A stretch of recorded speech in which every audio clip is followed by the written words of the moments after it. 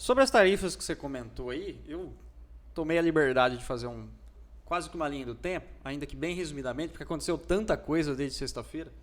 Não sei se você lembra, sexta-feira, dia 4, quando o mercado sentiu muito, o mercado tradicional, os mercados sentiram muito os efeitos do tarifaço do americano com relação aos outros países. Trilhões de dólares da Bolsa Americana escafederam-se, né? Teve aí uma queda na capitalização do mercado de 2 trilhões de dólares. Muitas empresas perdendo milhões de dólares na Bolsa de Valores. Na sexta-feira o Bitcoin se manteve bem e até valorizou um pouco. E aí a galera ficou alvoroçada. Realmente, o Bitcoin é uma reserva de valor e ele está resistindo aí e não está sofrendo os acontecimentos do mercado tradicional, né? Beleza, isso na sexta.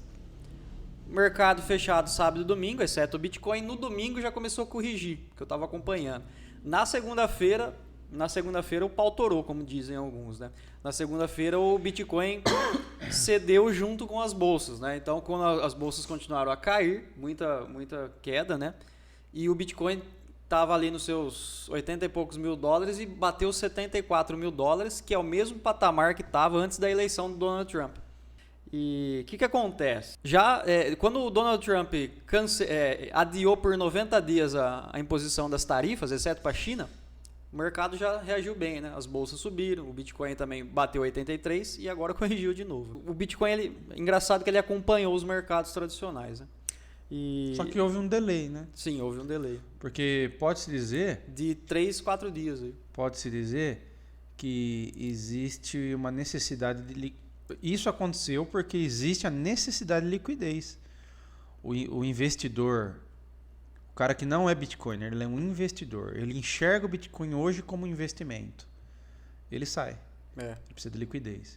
Diferente é o cara que é Bitcoiner. O cara que é Bitcoiner, ele não sai porque ele investiu.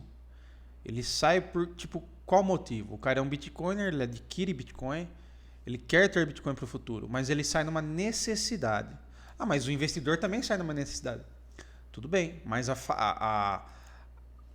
facilidade dele sair é muito maior. Sim. Porque ele não enxerga o Bitcoin como um Bitcoiner. O Bitcoiner rejeita mais a moeda fiat. O cara que é investidor, ele é mais... Ele adquire vários ativos, e o Bitcoin é um deles. É isso. E o que eu achei interessante também, por exemplo, o Bitcoin caiu 11%, mais ou menos, 11%, 12%, mas, por exemplo, na pandemia, teve um dia só na pandemia que ele caiu mais de 30%, parece que 35% a 38%. 38% em um dia na pandemia.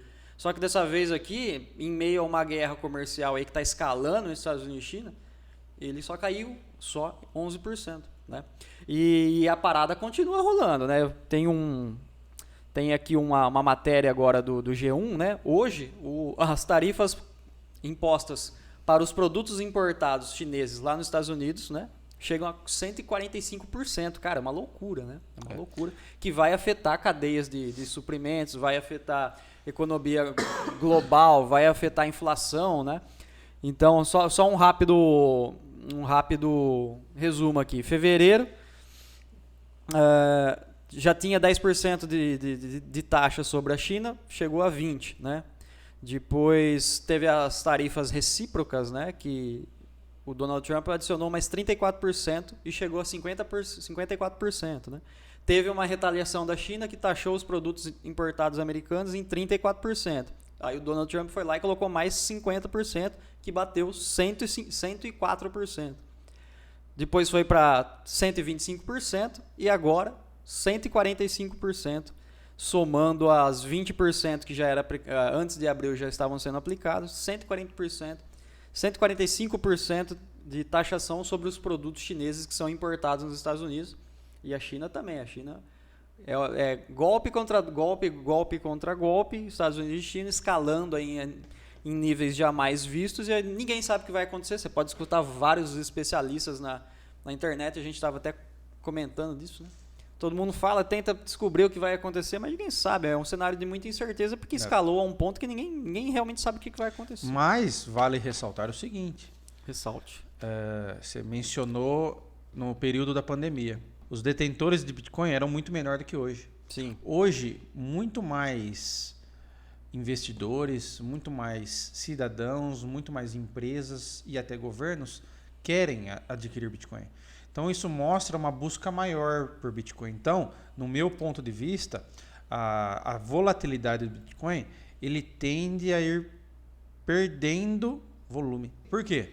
Porque se existe mais procura agora do que antes, mais pessoas vão ter dificuldade em sair dele.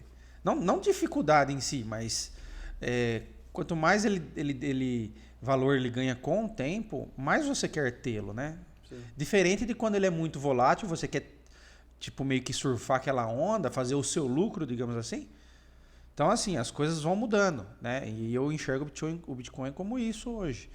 E sobre as tarifas ainda, o resto do mundo foi taxado em 10% só, né?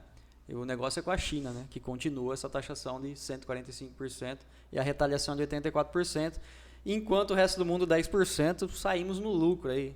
Apesar que eu acho que muitos países vão negociar, o Donald Trump ele joga, né? Ele joga até onde ele estica a corda, até onde ele pode esticar bastante a corda, ele tem recursos suficientes. A maioria do mundo depende muito mais dele do que ele depende dos outros, né? Então ele tem esse poder de esticar a corda e jogar conforme ele vai fazendo, né? O dólar ainda é uma moeda cara.